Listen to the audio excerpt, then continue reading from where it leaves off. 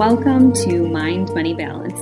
I'm your host, Lindsay Bryan-Podvin. I'm a woman of color, popcorn connoisseur, and one of the first financial therapists in the United States. This is the weekly podcast all about making money feel good in your relationship. The no guilt, no shame podcast, so you can stand in your power as a couple. Let's go.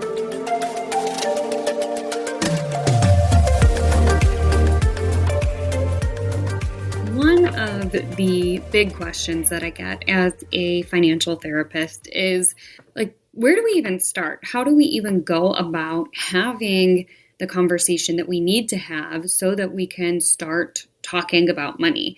So let's do that today. Let's talk about 3 different ways that you can kick off the money talk with your partner. So make sure you are ready to go. We are going to dive right in to the 3 different ways that you can get the money conversation started with your partner. So let's talk about why this is important. So arguments about money, unfortunately, continue to be one of the leading causes of divorce and separation in the United States. And as a financial therapist and financial coach for high-earning couples, I really believe that money talk is not only something that we should be doing, but it also helps to deepen intimacy in a partnership. I believe that arguments about money are preventable, but we really haven't been given the skills or the language that we need in order to kick off these conversations. So these 3 tips that I'm going to cover, these 3 different conversation starters that I'm going to cover are just that. They're kind of the jumping off point.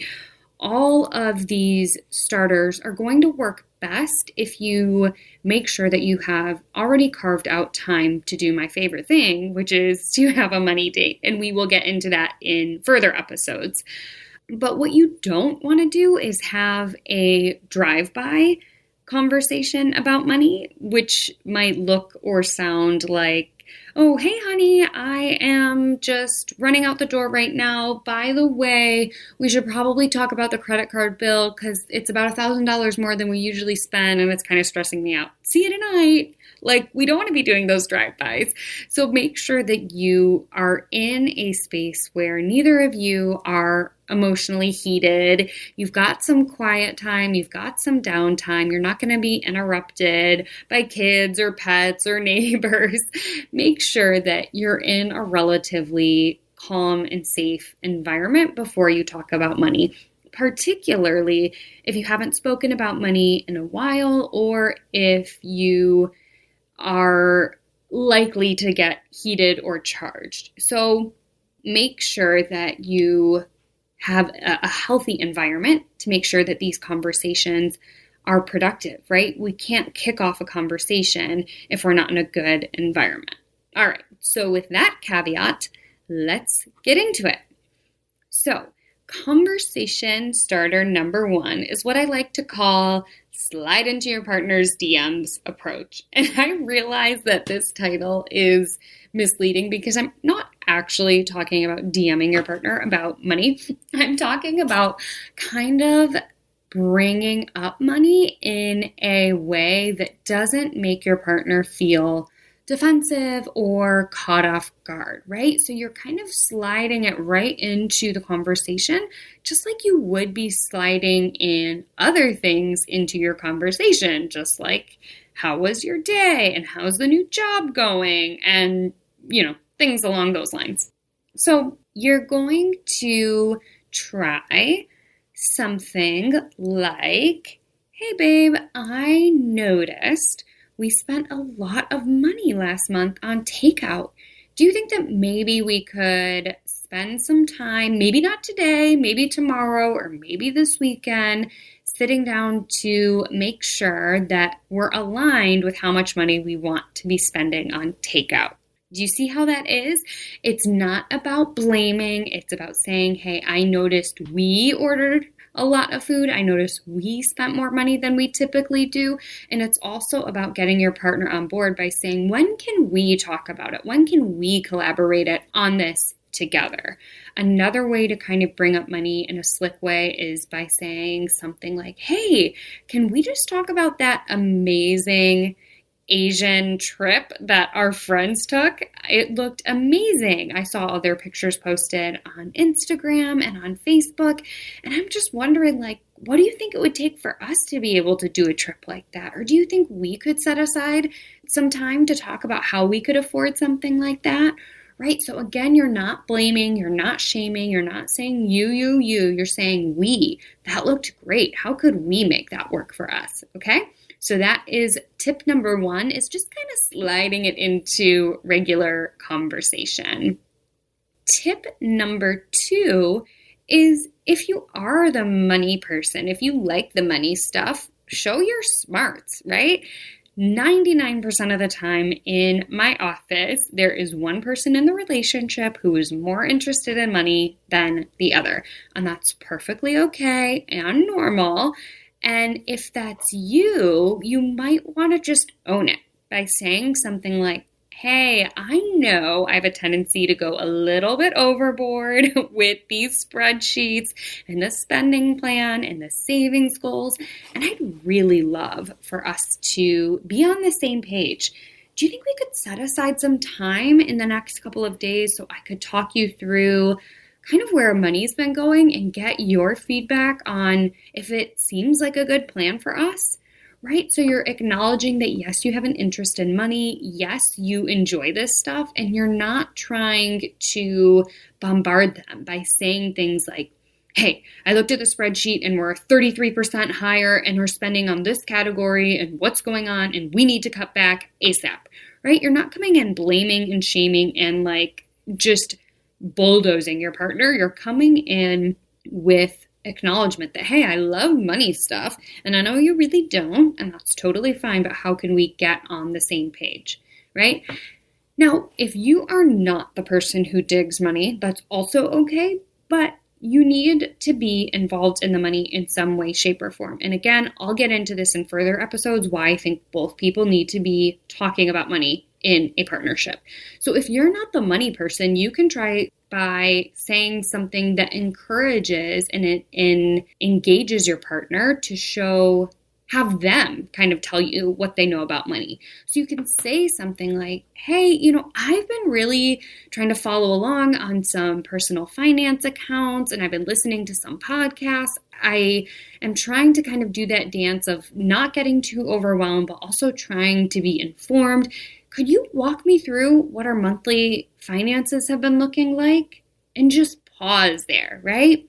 So that is tip number 2, is show your smarts, or ask your partner to show their smarts, right? Awesome. Then the third tip for a conversation starter is to listen with compassion. And why the heck would listening be a part of conversation? Because if we're not actively listening, we aren't really having a conversation. We are just speaking at our partner. So in this conversation starter, you're listening with compassion by acknowledging what comes up for your partner, right? So sometimes the words we use might be triggering our partner and we don't even know. So for me, when I hear the word budget, I think of restriction or pulling back or cutting back. And I'm like, bleh, I don't like it. That's why I like to say spending plan. Maybe in your relationship, when you say retirement, your partner hears getting old or not being able to work or not being able to live the lifestyle you currently live. So lead with something that shows that you've been listening with compassion by trying something like this as your conversation starter. I noticed when I suggest we talk about the budget, you change the subject. Is there something in the way that I'm saying it or in the words that I'm using that are rubbing you the wrong way? And then pause. This allows your partner to say, yeah, when you say budget, it makes me feel like you're restricting my spending. Or they can say, no, it's not the word budget. I just worry that when we talk about it, you're going to take away our ability to travel, right? So listen with compassion by identifying the feelings that you are imagining you're seeing, right? So I noticed I see XYZ. That's you visually saying what you see to your partner, and then letting them answer, right? So maybe they are like, no, it's not budget at all. It's not even anything like that. It's just that when we talk about it, it seems like we're only talking about it when we're already stressed about money, right? So those are going to be my 3 tips for getting the money conversation started. So sliding into your partner's DMs, kind of sliding into other parts of conversation. Tip number 2 is show your smarts or ask your partner to walk you through their smarts. And then tip number 3 is to listen with compassion to make the most of this money conversation. And if you want these tips sent to you, you can grab them. It's a downloadable guide, and I only talked about 3 of them today, but in my guide, I actually include 5 different ways to start the money talk with your partner. So if you go to my website, www.mindmoneybalance.com, you will see a little button there so you can grab your guide, or if you follow me on Instagram at mindmoneybalance and you click on the link, you will see a button there to grab this guide. And again, it's 5 ways to start the money talk. I can't wait to see you guys grab that and try it out. And I'm curious if any of the 3 that I covered today resonate with you, and I'm so excited to hear you try them out. If you love this episode, take a screenshot and tag me on Instagram at mindmoneybalance with your favorite takeaway. I love seeing what resonates with my listeners and sharing it in my stories. Thanks so much for tuning in. I'll see you next week right here.